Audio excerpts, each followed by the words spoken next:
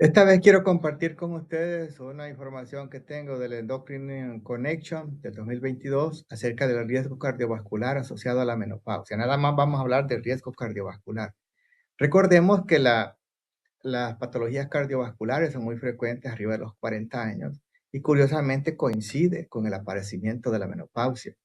¿Por qué sucede que el escudo protector de los estrógenos va desapareciendo?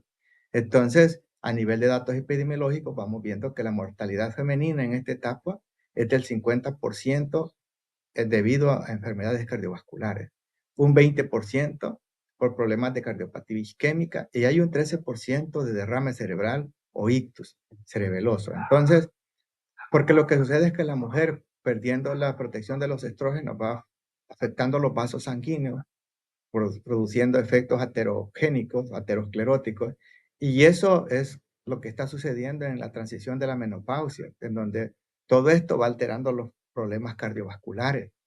Fisiopatológicamente lo que está sucediendo es que a nivel del cerebro, en el hipotálamo, hay una inactivación de los receptores de estrógeno y entonces esto altera la regulación en la distribución de los tejidos grasos en el cuerpo. Por ejemplo, se aumenta en un 36% la grasa torácica y un 49% más en el área de grasa intraabdominal. Esto independientemente de la edad y del índice de masa corporal de las personas. ¿Qué es lo que sucede en el páncreas? Se reduce un 50% la secreción de insulina y aumenta un 50% la resistencia a la insulina. Y este es un dato muy importante por el aparecimiento de la diabetes tipo 2.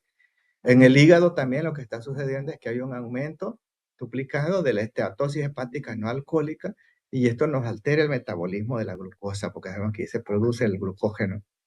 Entonces, hay una transición en los vasos sanguíneos que se vuelven reactivos porque va aumentando el colesterol total, los colesteroles de baja densidad, los triglicéridos, las lipoproteínas, y al revés disminuyen las proteínas de alta densidad, que son los colesteroles buenos. Esto nos aumenta la presión arterial, sistólica principalmente, porque ya sabemos que tiene una mediación del sistema nervioso simpático, y también por el efecto de los angiotensinógenos en la endotelina. Esto nos está dando el mismo problema que para incrementar la presión arterial. Obviamente porque se ha perdido el escudo protector de los estrógenos, como habíamos dicho. Y hay dos tipos de pacientes, la menopausia temprana, que se da antes de los 45 años, y la insuficiencia ovárica prematura, que son dos cosas distintas. La insuficiencia ovárica prematura es antes de los 40 años. A propósito de la insuficiencia ovárica prematura, ya anteriormente subí un video sobre cómo la esterilización quirúrgica favorece aparentemente el aparecimiento de la insuficiencia ovárica prematura. Entonces, en la menopausia temprana, hay un riesgo aumentado de cardiopatía isquémica de 1.5, el riesgo relativo. Estos son mediciones o estimadores puntuales del riesgo relativo. En cambio, en la insuficiencia ovárica prematura hay 1.69, pero este es de hazard rate, que es algo parecido al riesgo relativo, pero aumenta la mortalidad cuando la menopausia se presenta antes de los 40 años, hasta en un 39%. Y esto es importante tomarlo en cuenta porque las pacientes van a ir apareciendo con otras comorbilidades cardiovasculares, metabólicas, y todo esto lo tenemos que considerar a la hora de seleccionar la terapia de reemplazo hormonal en las pacientes. Entonces, en la década de los 90 del siglo pasado, el Women Health Initiative fue un estudio que se hizo en el que se incluyeron pacientes con promedio de edad de 63 años, pero 2/3 partes de las pacientes eran mayores de 60 años. Y lo que vimos fue que había un aumento acelerado del riesgo de cáncer de mama, ictus cerebeloso y tromboembolismo. Entonces, como consecuencia de eso, se terminó abruptamente el seguimiento de este estudio, el cual se retomó posteriormente, ahí en el 2012, y empezaron a ver que el problema era la forma como se había planteado el estudio, los puntos de corte en base a la edad. Vieron de que al usarlo abajo de 60 años, los estrógenos eran de alguna manera protectores, no tenían el riesgo de cáncer, de tromboembolismo, ni de derrame cerebral, como lo habíamos visto anteriormente. Y vimos que en este estudio el problema había sido que no habíamos seleccionado adecuadamente nuestras pacientes, tomando en cuenta la edad. ¿Y qué surgió actualmente? Entonces ya vimos de que Si los estrógenos los usamos abajo de los 60 años y antes de los 10 años de la última menstruación, ese es lo que le denominamos la zona verde, es el mejor momento para usarlo. Posteriormente, no conviene utilizarlo porque además de que la intervención de la hormona es ineficaz, puede ser perjudicial.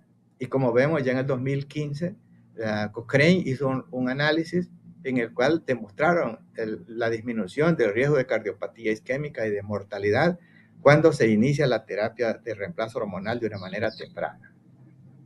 ¿Y los efectos benéficos fisiológicos cuáles son? Bueno, los estrógenos, la terapia de reemplazo hormonal mejora el metabolismo de la glucosa porque mejora la sensibilidad a la insulina y la secreción pancreática de insulina, que ya habíamos dicho, reduce el riesgo de diabetes mellitus tipo 2 hasta en un 30%, mejora la distribución de los lípidos, de las grasas, más bien dicho, le mejora la figura femenina a las mujeres, el perfil lipídico se modifica, o sea, aumentan los colesteroles buenos y disminuyen los colesteroles malos y mejora la función de los receptores de estrógenos, como habían dicho, a nivel hipotalámico. Pero hay que seleccionar adecuadamente las pacientes también. ¿Cuándo usar pastillas? ¿Cuándo usar parches? Porque este es lo más moderno. Pues lo de las píldoras, el problema que tiene es que puede tener algún efecto contrario a los triglicéridos, porque los puede aumentar y el riesgo de trombosis. Y en esas pacientes que nosotros creamos que van a tener algún riesgo, entonces usamos mejor los parches, la vía transdérmica, porque mejora los triglicéridos o lo disminuyen o no le hacen ningún efecto, pero no afecta el sistema de coagulación y por lo tanto no se asocia con un riesgo elevado de tromboembolismo. Los progestágenos, porque como hacen terapias combinadas, hay que tener cuidado también, porque nosotros hemos usado siempre la progesterona micronizada. La dihidrogesterona es la más moderna. Sin embargo, la progesterona micronizada ya vimos que a nivel metabólico tiene un efecto neutro, no contrarresta los efectos benéficos de los estrógenos. Y por supuesto, el cáncer de mama tampoco se ha visto asociado a un aumento de riesgo, al menos en tratamiento hasta por 5 años. Lo que sí hay que evitar es la acetato de medrosa y progesterona, que es muy común usarlo a veces por nuestros colegas en la práctica clínica, y el levonorgestrel.